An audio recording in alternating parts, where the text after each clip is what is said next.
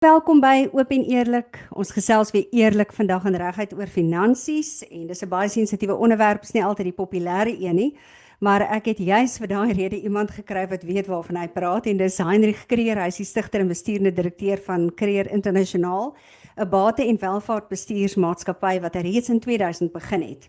Hy het meer as 3 dekades se ervaring in die finansiële markte, insluitend werk op die JSE as portefeuljebestuurder, handelaar en ontleder. En voor sy loopbaan in finansies was hy 'n politieke en finansiële joernalis.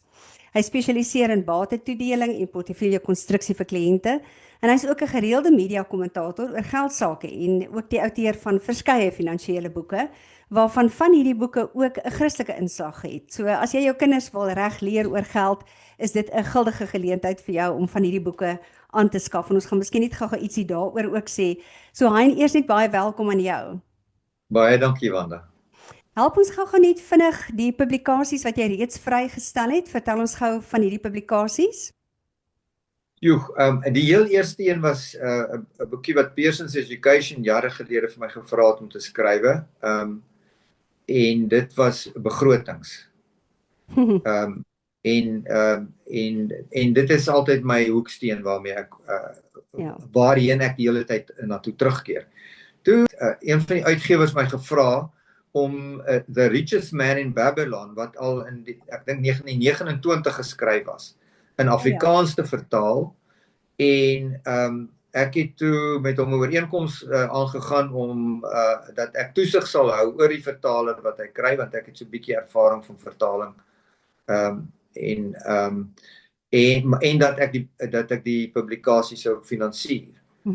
Ek het hom gevra om vir my die regte dan te kry om my toe te laat om voetnotas in die publikasie in Afrikaans te skryf, want onthou, die rykste man in Babylon, wat dit nou in Afrikaans was, The Richest Man in Babylon is in 1929 geskryf en handel oor die stad van Babylon 2000 jaar gelede en wat daar gebeur het. En dit is baie mooi ou taal in Engels en ook oudtydse tipe van taal in Afrikaans, maar mense moet so 'n bietjie na die hedendaagse toe teruggetrek word om te verduidelik wat word daar bedoel. Maar die beginsels is presies dieselfde en dis waar nog in vandag. Dan was daar oor my gesprekke wat ek oor die jare gehad het op RSG, wat al in ek dink 1999 begin het. Daardie boekie het ek nogal redelik baie praktiese dinge probeer verduidelik. So karre is baie keer mense se doodsteek. Ek sien dit nog tot vandag toe. 'n Blink goed, maar veral karre is 'n ding. En ek sê karre, ek sê nie motors nie. Maar mense hou daarvan om met 'n smart kar rond te ry, en as 'n man 'n kar wil hê, dan gaan jy baie moeilik uit die ding uit praat. Maar dis finansiëel mense se doodsteek, en daar's slim maniere om daarmee te werk. En eintlik maklik as jy selfdissipline aan die dag kan lê en terugkom na 'n begroting toe. Nou was daar tussenin 'n boekie wat ek ontdek het toe ek een keer in Amerika was, by my kinders destyds daar gaan kuier. En ek het die boekie op Atlanta lughawe gekry. Dit is 'n dun rooi boekie gewees wat dadelik my aandag getrek het. Ja, Bob Burke dink ek het die boek geskryf, en ek het toestemming gekry om die boek in Afrikaans te laat vertaal, en ons noem dit, die boek se titel in Engels is The Go-Giver, en ek het dit in Afrikaans vertaal as Die Weggewer. En die beginsels in daardie boek het ek nog op die agterblad geskryf, kan 'n land se ekonomie verander as jy sy mense die dinge begin leer. Die rykste man in Babylon en ook die ander boeke. En dan die laaste boek was Bybelse beginsels vir jou geldsaake. En dit is iets wat my baie na aan die hart lê, want geld, glo ek, is 'n seën van God. En as jy reg daarmee werk, dan tot eer van God en met respek vir dit wat jy van God kry, maar ook teenoor jou medemens wat nie soveel daarvan het as wat jy het nie. Dan is jy al klaar op die regte pad. Ja. Maar om altyd God die eer te gee daarvoor en te weet dit kom van hom af. Maar ek is nie 'n voorstander van prosperity gospel waar mense sê jy kan God se geld gebruik om hom om te koop om vir jou meer te gee nie. Dit werk nie so nie. Dit gaan daaroor en dit is dat jy moet reg werk. En daar's baie mense wat reg werk, wat daai reg werk beginsels toepas sonder dat hulle dit tot eer van God doen. Ja, dis maar waar. hulle is suksesvol daarmee.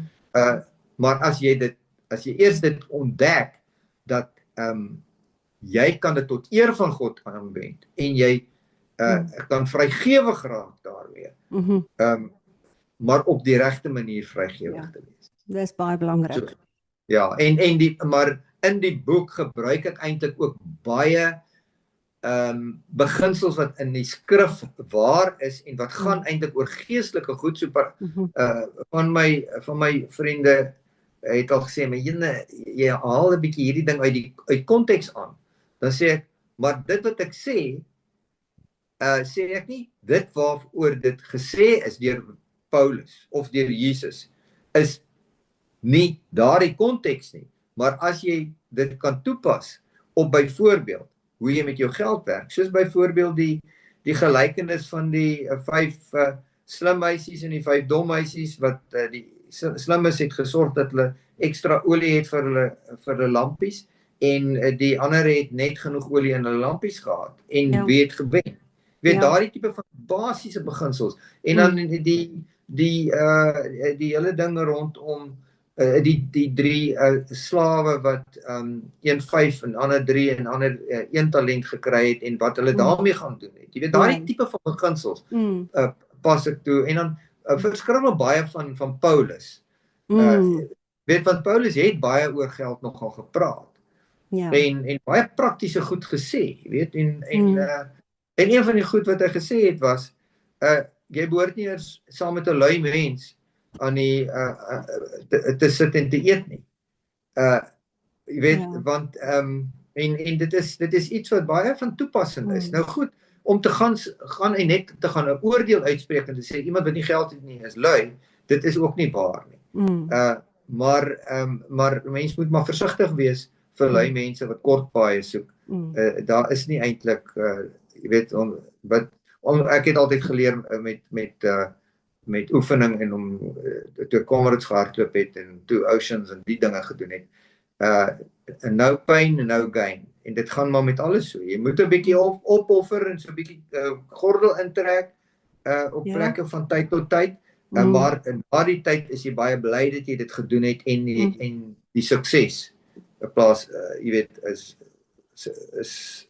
voel jy in jou sak. Positief. Ek dink is baie belangrik wat jy sê, dit is 'n leefstyl van jy weet met 'n sterk waardesisteem gebaseer op die woord, maar ook dissipline wat 'n mens moet toepas en goeie gewoontes wat heeltemal aanleerbaar is en nooit te laat ook in 'n ou se lewe nie. En ek dink dis een van die belangrike beginsels wat ons vandag oor gaan gesels en dis begroting, want begroting is nie 'n straf nie, dis 'n strategie. Ons praat oor hoe om slimmer met geld te werk en selfs wanneer daar min daarvan is.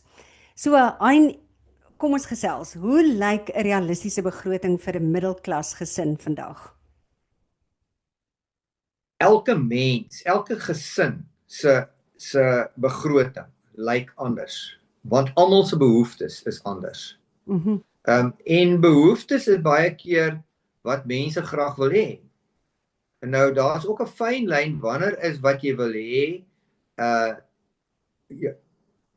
dit moenie jou baas word nie, want dit kan veroorsaak dat jy dan in die verkeerde rigting loop, want daar is lewensnoodsaaklike behoeftes en daar is nie lewensnoodsaaklike behoeftes nie. So ek maak altyd onderskeid tussen behoeftes en begeertes. Nou behoeftes het sy plek, begeertes het ook sy plek. Maar behoeftes, lys jy dan van wat is die mees lewensnoodsaaklike behoefte wat jy het? As jy dit nie het nie, sal jy doodgaan. Ja. Dit is nou nie, want my vrou het al gesê, as hy nou op straat moet verskyn sonder gremering, dan jy weet, sal sy eerder dood wees. Ek jok sommer, my vrou sê nie sulke goed nie. Maar Ek gaan vir die skakel stuur, hoor.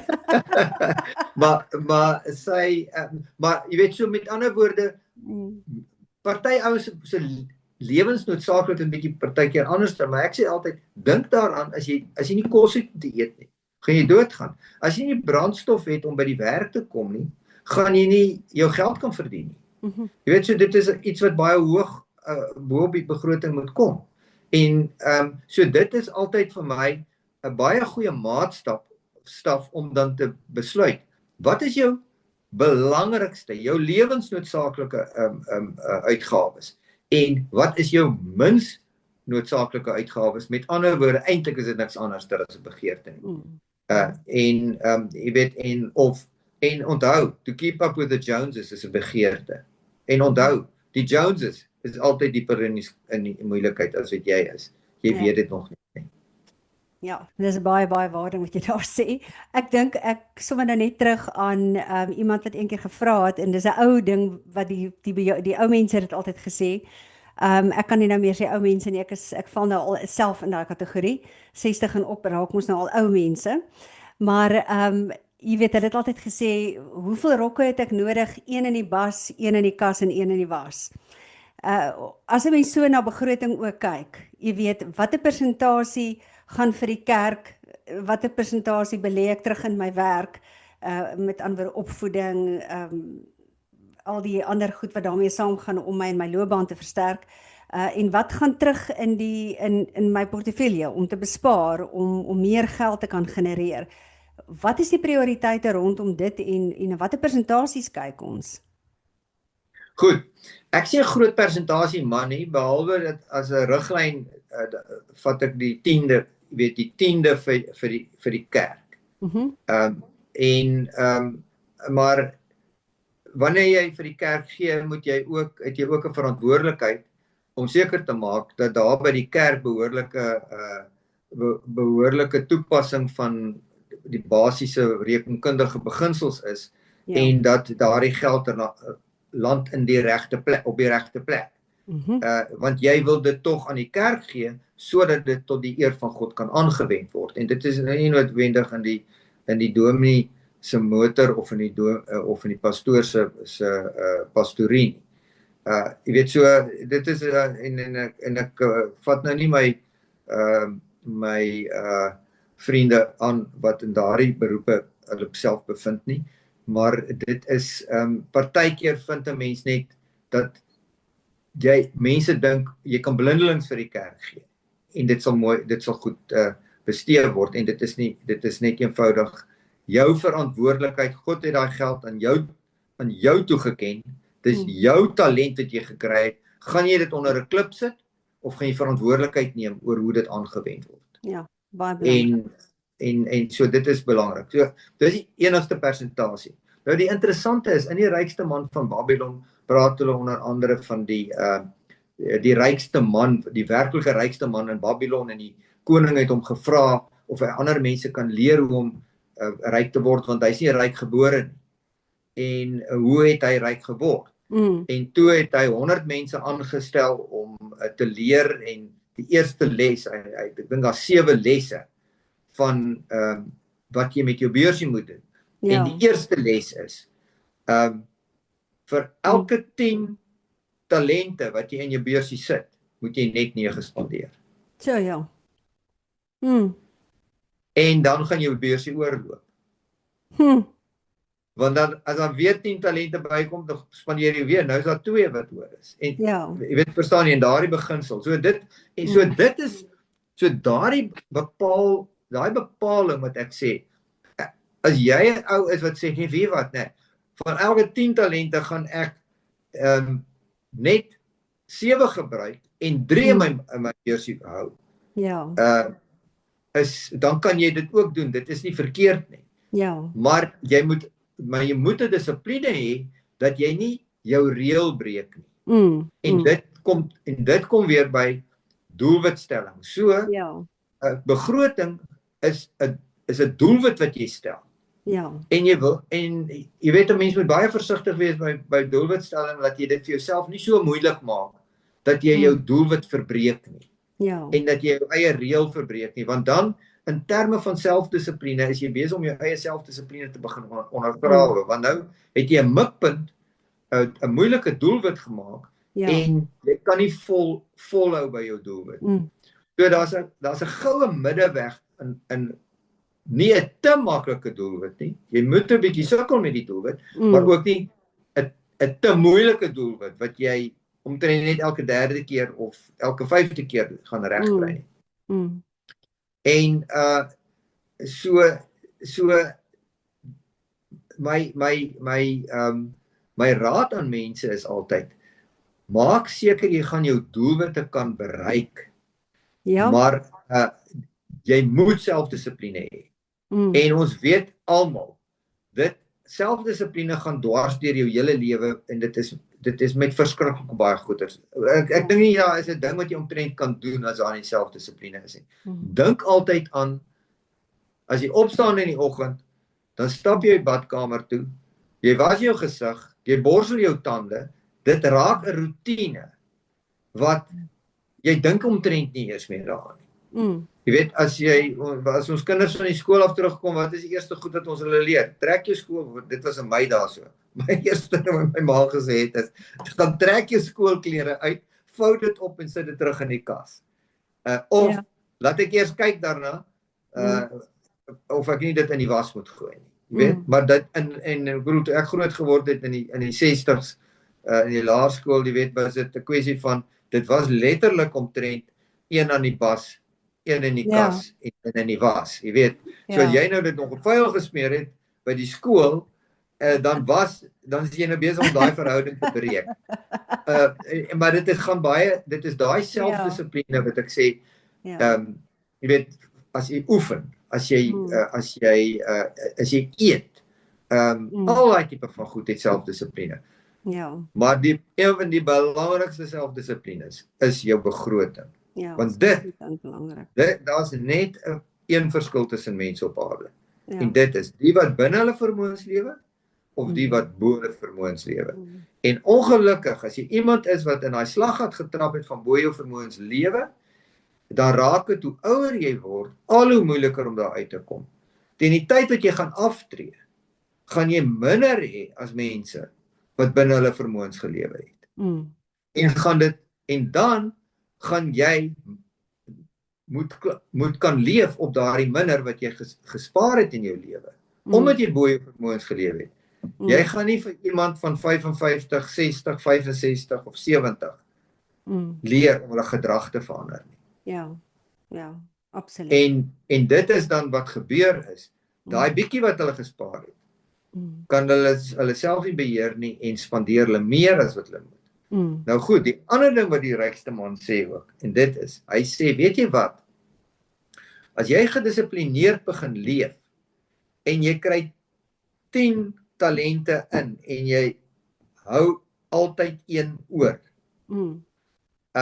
dan gaan jy daarmee uitkom. Dan gaan jy agterkom, dat wanneer jy 20 talente het, gaan jy maklik 2 kan wegsit. So daardie, en dit is 'n ding wat al met baie mense deurgegaan het, en dit is, jy dink, jy weet, as, en 'n ou Joodse mentor wat ek gehad het, jare gelede, baie bekende sakeman in Johannesburg, het vir my gesê, hoe hy groot geword het as 'n oorlogweesie, wat uit Pole, uit in Suid-Afrika geland het.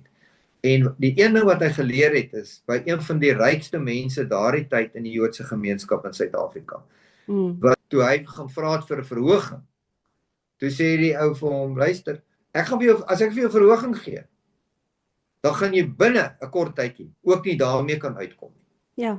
So jy moet eers leer om uit te kom met dit wat jy het, en dan sal jy altyd weet en selfdissipline hê om uit te kan kom met wat jy het.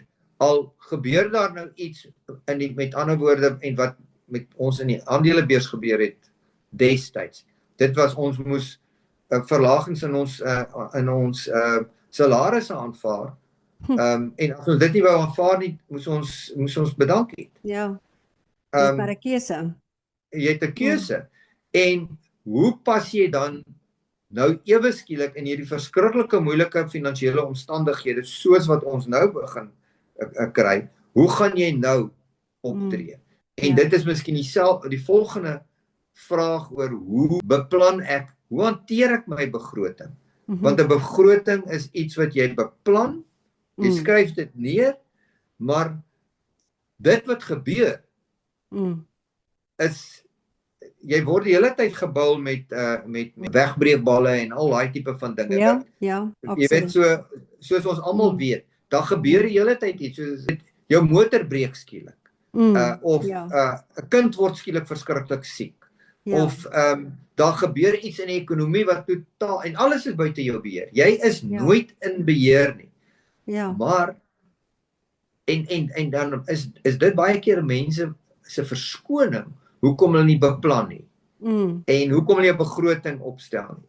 Is wat kan ek nou doen? Jy weet, want dit jy weet, ons maak maar, ons probeer maar net oorleef eintlik van maand tot maand. En dit kom by daai boer wat sê, weet jy wat, ek het in elk geval nie beheer oor die reën nie. Maar watter boer gaan wen? Dis die ou wat weet of hy in die winter reënvalstreek bly of in die somer reënvalstreek. So jy gaan nie teen jou streek in boer nie. Want dan gaan jy 'n ou op jou neus kry. Maar in die winter reënvalstreek kry ons droë jare, en in die somer reënvalstreek kry ons droë jare. So hoe hanteer jy daardie tipe van dinge? En dit kom weer terug na jou begroting toe. Nou moet jy jou begroting gaan aanpas, want dinge het verander. Jy is nie in beheer van daardie dinge nie, maar die beplanner is die ou wat gaan wen uiteindelik.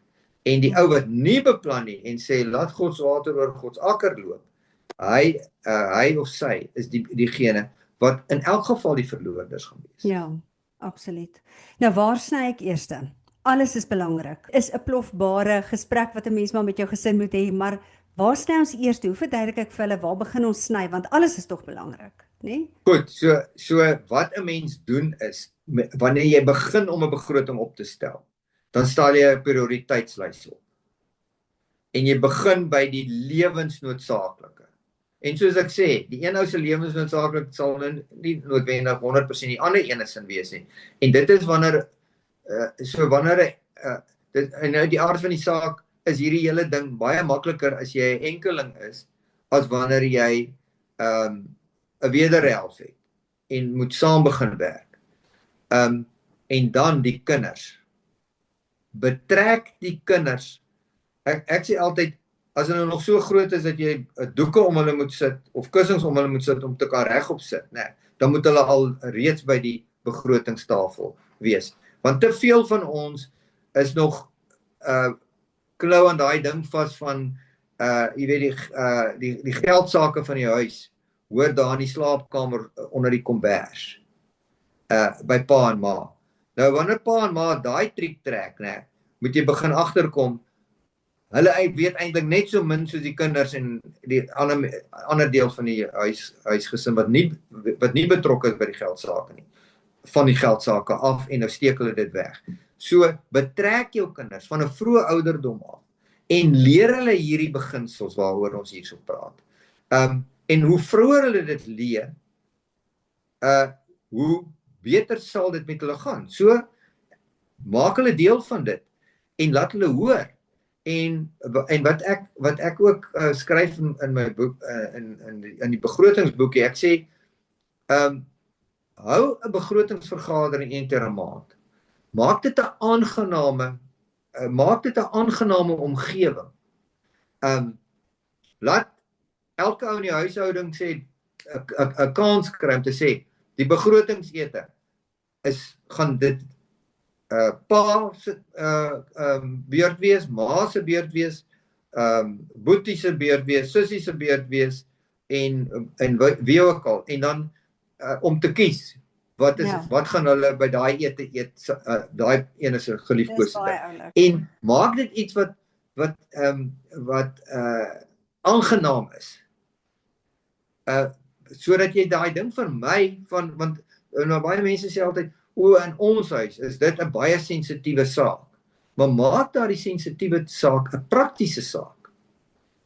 Dan hoef dit nie meer noodwendig sensitief te wees nie. En dan begin jy daar te praat oor, wat is elkeen se behoeftes? En daar's 'n tyd wanneer die kinders nog 'n ouderdom is waar jy praat oor wat hulle behoeftes is, maar ek bedoel, wanneer kinders hier al 10 jaar oud begin raak, 12 jaar oud begin raak, dan begin hulle al bietjie voorkeure te kry oor goed. So, en ek dink nou byvoorbeeld aan 'n T-hemp. Jy weet, ou moet gaan sê, nee, jene, ek wil nie so 'n T-hemp nie. Ek wil nie daai goedkoop wit T-hemp by daai goedkoop winkel hê nie. Ek soek ene met een van hierdie handelsmerke op. Jy weet, dit is my altyd te koslik dat ons is bereid om duisende rande vir 'n maatskappy te betaal om vir hulle te adverteer. Jy weet, ek voel dit moet andersom wees. Hulle moet my betaal. Hulle moet jou betaal. Dis reg. Maar nou goed. Maar dan sê jy weet, goed, dit is doodreg. Maar wie is die broodwinners in hierdie huis? Ja. En vandag dink ek is daar bitter min huishoudings waar beide die ouers nie basies die broodwinners is nie, en deesdae kan jy nie sê die man is eintlik die hoofbroodwinner nie, want in baie huishoudings is die vrou die groot broodwinner, en pas hulle daardie rolle dan so aan, jy weet, dat die broodwinner nie in die voet geskiet word om daardie grootste broodwinner te kan bly nie, weet, of te kompeteer nie, want wanneer die oomblik wat wederhelfte is, begin kompeteer oor, jy weet, ek wil nou meer as die ander een wat verdien, dan raak dit, jy weet, so moenie geld 'n emosionele ding maak nie. Dis belangrik. Ek dink dit is belangrik vir vele besluite ook wat geneem moet word, wat onemosioneel geneem moet word. Is dit belangrik, nee. Maar as ek dan net kan sê is en nou vra jy vir ou, goed, as jy nou nie kan, jy's nie 'n broodwinner hier nie. En in pa en ma se begroting is daar nou sê nou maar vir argument so al R100 vir 'n T-hemp vir jou beskikbaar. So hoe gaan jy nou maak? Jy kan daai T-hemp kry wat jy wil hê wat so duur is, maar dan gaan jy self moet uitspring om te help om daarvoor te betaal. So want hy kos R300, so jy sal met R200 gaan ergens insamel. Bure se gras gaan sny. En wat ek altyd sê is, wees versigtig om dit te finansier uit die sakgeld uit. Want dan kom dit steeds uit die hoofbroodwinner se sak. Dit moet buite die huishouding ingesamel word. Maar nou begin kinders te leer om goedjies te begin doen om geld te verdien. Soos Warren Buffett wat op 'n baie jong ouderdom begin koerante aflewer het en wat begin het om golfballe op te tel, blink te vryf en te verkoop. Jy weet, daar soort van ding. En nou het ou boet, het hy nou daai geld ingesamel en hy het gesweet daarvoor. En ewe skielik, is dit nie lus om daai geld sommer te blaas op daardie T-hemp. En sê, weet jy wat, daar's 'n T-hemp wat R200 is, maar ek wil jou ander R100 wil ek eerder spaar. Ja, dis wonderlik, want dan begin hulle begin waarde snap, nê. En ook as ek 'n leksheid in hierdie huishouding is daar nie geld vir leksiere nie, maar daar is plek vir leksiere, maar daarvoor moet 'n ekstra inkomste gegenereer word. Dit is 'n eksterne inkomste en dis fantasties. Maar hoe hanteer 'n mens skuld versus jou daaglikse uitgawes? Hoe belangrik is dit dat kinders sal verstaan ook dat skuld 'n onding is eintlik. Ek bedoel, skuld is in sommige gevalle tog onvermydelik, maar hoe hanteer ek skuld as 'n op my prioriteitslysie van my begroting? So jy noem sommer van dag 1 af skuld as 'n noodsaaklikheid, maar wat ten alle koste moet vermy word, maar daar is tye waar jy dit nie kan vermy nie. So, dis 'n jong gesin, en in baie gevalle is dit, meeste gevalle is dit al voordat die kinders kom, né? Maar daar's 'n huis nodig. Ek sê altyd vir mense, wees versigtig, almal wil net die hele tyd huise koop. Ek bedoel in baie eerste wêreldlande vandag is dit amper 'n onmoontlikheid al klaar vir jong mense om 'n huis te kan koop. So daar is dis nie 'n sonde om 'n huis te huur nie. Dit is 'n bietjie van 'n gewoonte. Ek bedoel, as ek terugkyk na my jong dae, het jy nie sommer net op dag 1 'n huis gaan koop nie. Dit het jy moes 'n hele klomp geld eers gespaar het sodat jy 'n deposito kon neersit. En dit help nie om die deposito ook ergens te gaan leen nie, want dan is dit skuld. So 'n huis sou ek sê, dit moet jy maar huur vir eers of aanvanklik, né? Die tyd sal kom wanneer die mark reg is, wanneer rentekoerse reg is, wat jy dit kan koop en wanneer jy dit kan bekostig. So dit gaan altyd oor bekostigbaarheid. Maar 'n motor, en ons bly in 'n land waar ons nie voldoende openbare vervoer het nie. So meeste mense het 'n vervoermiddel nodig om by die werk te kom. Maar nou weer eens, né? In die 60s en selfs in die 70s het mense met fietsse gery werk toe. En nie om fiks te word nie. Daai tyd het ons fietsse gebruik om by 'n plek te kom waar ons wou wees, omdat ons nie 'n motorfiets of 'n kar kon bekostig nie. So hoe begin jy te besluit, maar ek het nou 'n motor nodig? En dan as jy die motor nodig het, né, koop vir jou 'n motor wat jy kan bekostig. Koop vir jou 'n motor wat nie groter en blinker is as wat jy kan bekostig nie en wat jy nodig het nie. Met ander woorde, maak seker dat dit nodig is. En daar is niks fout met 'n tweedehandse motor nie. Om die waarheid te sê, mense kry vandag baie goeie tweedehandse motors te koop. En in die een boekie wat ek geskryf het, waar ek praat oor karre en blinkgoed wat 'n doodsteek is, praat ek byvoorbeeld van 2 ouetjies wat op dieselfde dag universiteit verlaat, begin werk, hulle begin as kollegas te werk by dieselfde plek, hulle verdien dieselfde geld.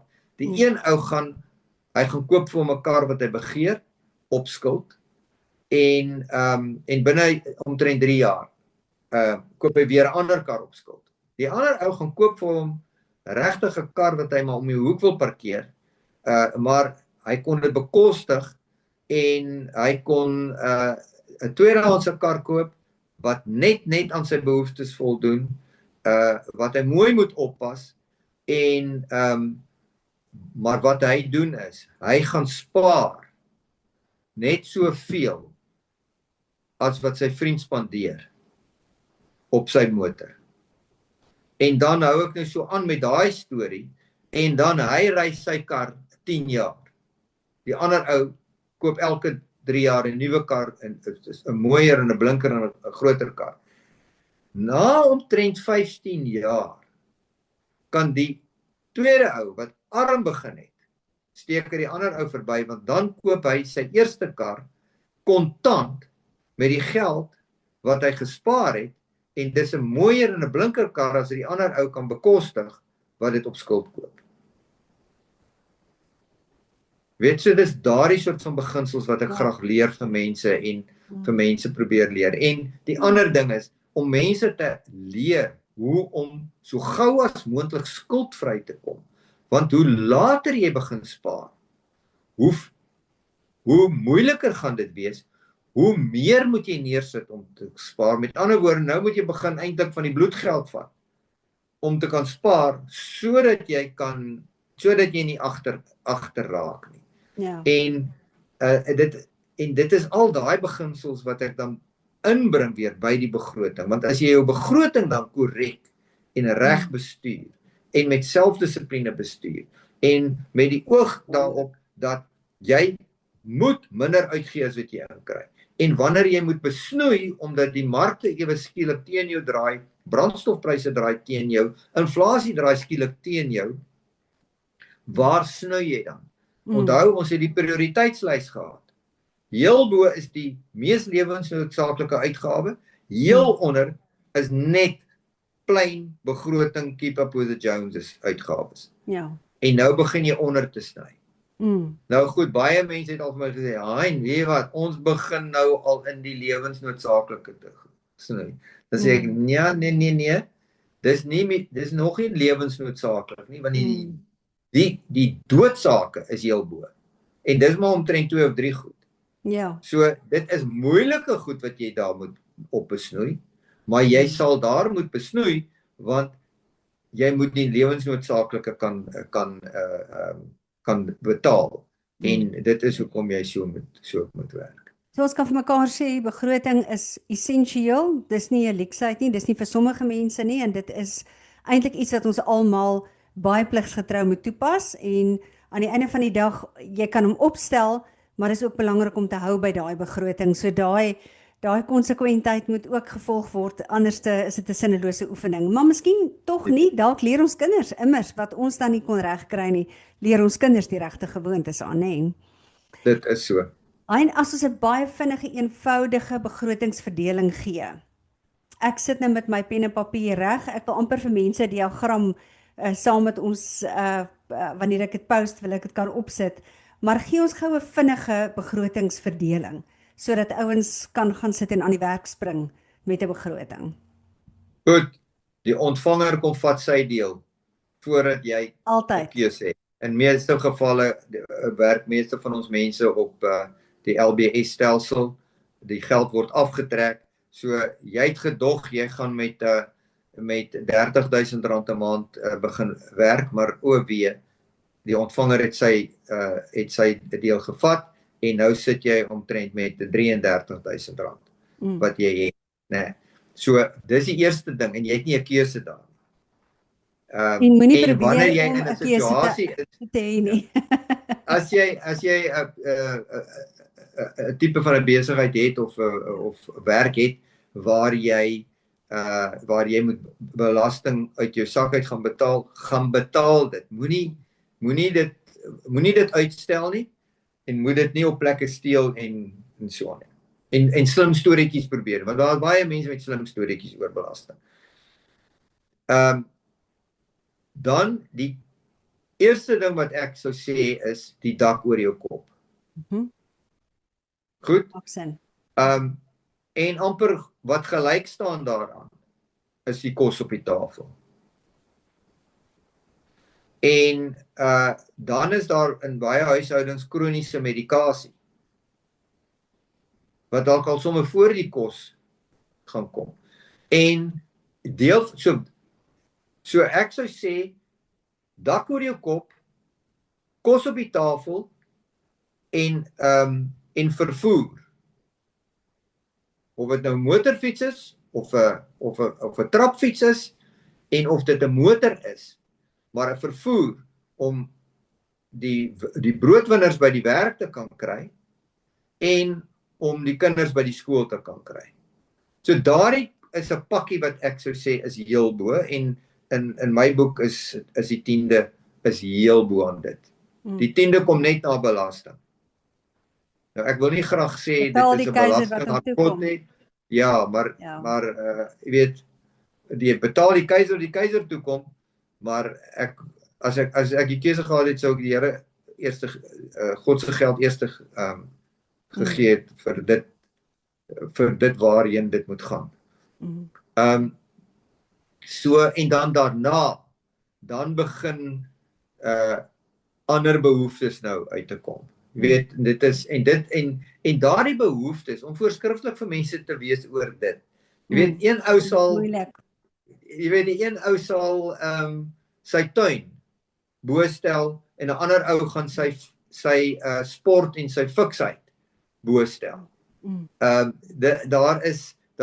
Maar weer eens, hoekom ek sê, stel vir jou 'n prioriteitslys op.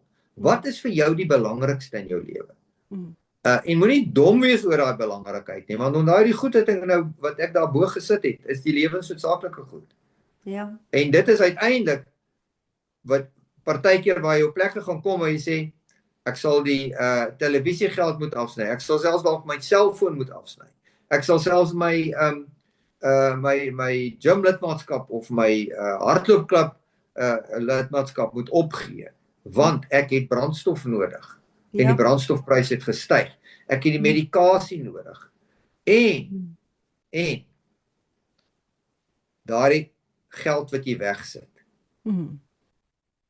En dit sê ek vir mense, gaan terug weer na wat ek gesê het oor wat die rykste man in Babylon gesê het. En dit is, maak daardie een van jou prioriteite.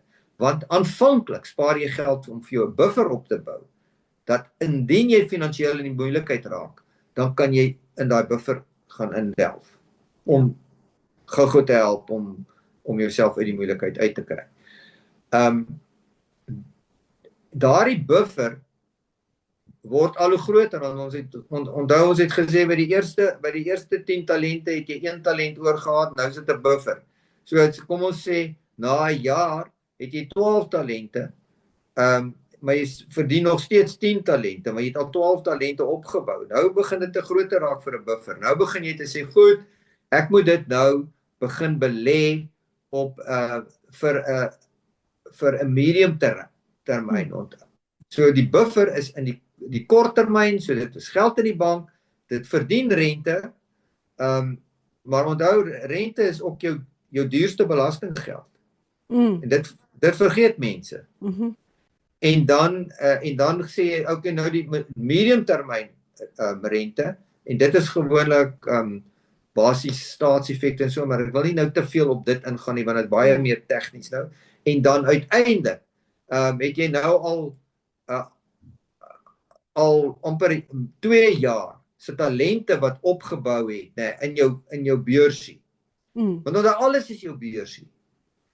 Daardie ekstra wat kan jy nou begin wegsit vir die langtermyn. En dit is wanneer 'n mens nou kom by jou aandeleportefeuilles en daardie soort van goed. En vir mense wat aan pensioenfondse behoort, dit word al reeds vir hulle ingebou in waar die langer termyn geld moet gaan. Ja. Ons tyd het uitgeloop, maar ek wil net ten slotte sê baie dankie vir jou tyd. En ook, jy hoef nie meer te verdien om beter te leef nie, jy moet dit net beter bestuur. En dis wat ons by jou leer. Ons gaan weer 'n volgende keer gesels, 'n bietjie verder oor veerkragtigheid en hoop, om regtig net hoop te vind in ons finansiële omstandighede. En ook die rol wat waardes en geloof in ons geld se bestuur speel. En ek dink dit gaan so mooi uit daai boekie van jou kom, en hy is hier op my rak, so ek gaan hom ook weer 'n bietjie uithaal, en ons gaan dalk 'n bietjie van daai uittreksels ook gebruik. Hein, baie dankie vir jou tyd. Dis Heinrich Creer. Hy is van Creer Internasionaal. Al sy inligting gaan hier in ons beskrywing wees. Sou jy graag self met Heinrich kontak wil maak om van sy boeke in die hande te kry, of selfs net vir finansiële beplanning. Heinrich, baie dankie en baie seën vir jou. Baie dankie, Wanda.